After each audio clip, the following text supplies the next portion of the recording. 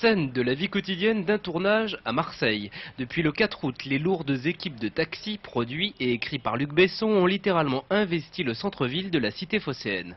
Chaque jour, en coulisses, entre admiration et grosse fatigue, nerfs à vif et chasse à l'autographe, les Marseillais sont les premiers spectateurs de ce film policier à vie partagée. Même qu'on ne figure pas dans le film, mais en fait on voit les acteurs, on voit les voitures, les cascades. Ça a été très agréable.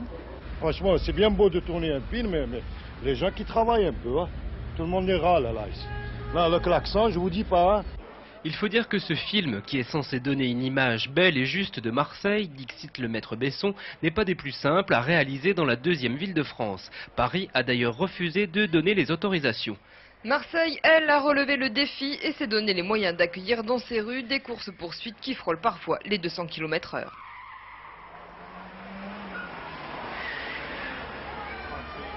On déplace une caravane énorme qui est due au fait qu'on tourne avec des voitures, qu'il y a énormément de véhicules qui les transportent, énormément de matériel.